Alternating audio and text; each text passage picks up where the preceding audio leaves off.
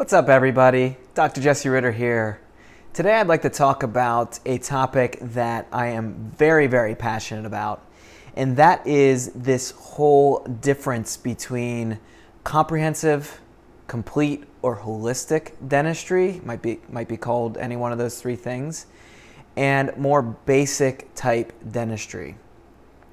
It's something that it's very difficult as a patient to what type of dentist that your dentist or maybe the website you're looking at or the dentist that your friends told you about, what type of dentist they are.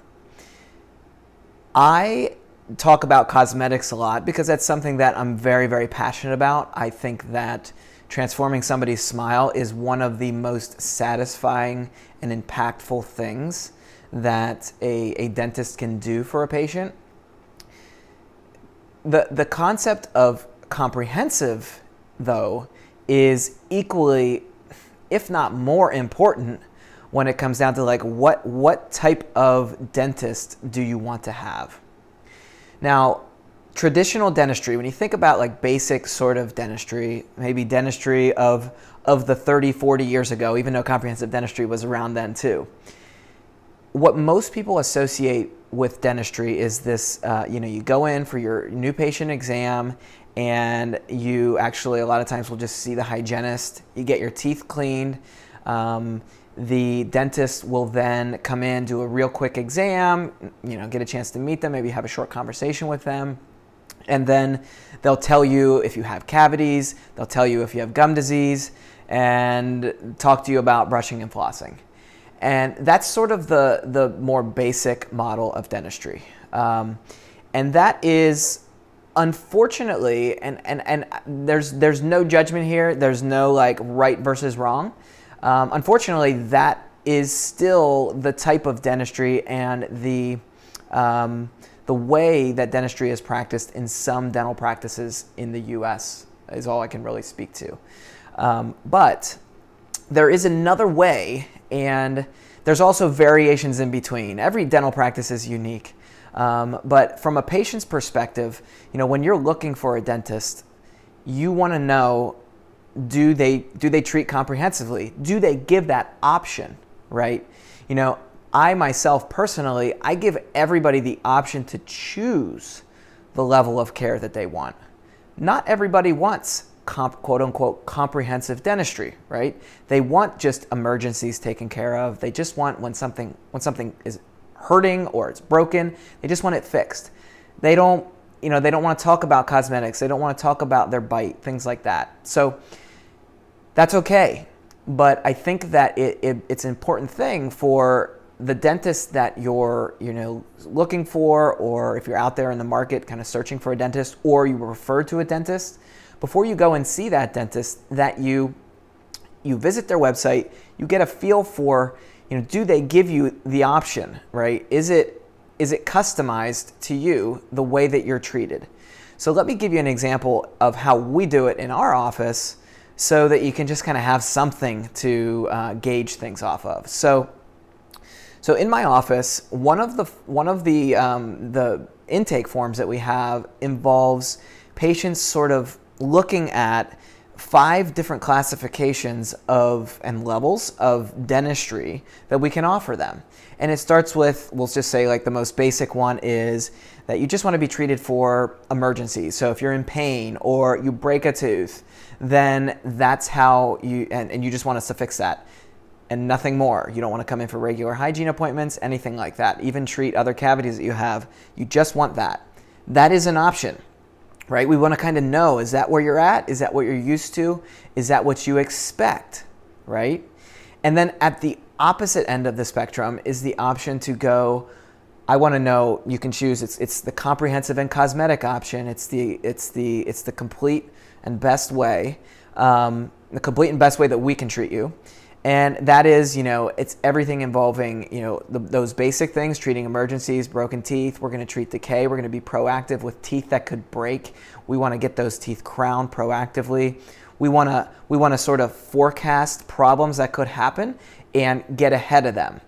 Also, we're going to look at your occlusion and how the whole system works together, your joints, your muscles, your teeth, so that we can mitigate force in your mouth and make sure that things last and don't wear, break down over time. And then lastly, we're going to talk about the cosmetics, right? So you want your teeth to look good. You want them to if they don't look good now, you're interested in talking about change. If they do look good now, you're interested of maintaining that so that your teeth are always looking good. Otherwise, or in other words, you consider cosmetics important, okay? So that just gives you kind of an idea, gives us an idea, of where you sort of fall in the spectrum. And then we can kind of say, okay, this is kind of the area you've chosen. And we just want to kind of review that with you and see if that really is where you want to be, or if that's maybe just where you feel you are or where historically you've been. Because here's the thing, is when people, they think that this is what they want, or they think that that's how it has to be, or there may be only an awareness around this is what dentistry is. Dentistry is, and maybe you've only known dentistry as, oh, you treat emergencies, and when something breaks, you get it fixed. Sort of like when you go to the mechanic to get something fixed with your car, right? But other people, but there's an awareness that comes in that conversation that we have with you, where we give you the option, like there's an opportunity to move up, right? There's an opportunity to move up in how you want to be treated. And that can be because you're ready to make a change, you're ready to think about things more comprehensively. Maybe you're willing to invest more in your health and in your teeth, or something's changed in your life recently and you feel like I can do this now, or I'm ready to do this now. It just all depends, right? It's fully customized. And that's the point I want to try to make, is that it's really important that when you are choosing a dentist, or when you're considering switching a dentist, or you're considering getting cosmetic work done even, right? I love cosmetic dentistry. I love to provide that for patients, so I have to bring it in here. I just can't leave it out. If you're pursuing any of those things, right? Looking for a new dentist in any way, no matter what it's for, and you are the type of person who believes that they want to have the option to have their entire system looked at, to be treated more comprehensively, to not just be treated for emergencies or broken teeth or just focused on decay and gum disease. They want more. You want to know more about the force being put on your teeth. You want to keep your joints healthy, your muscles healthy.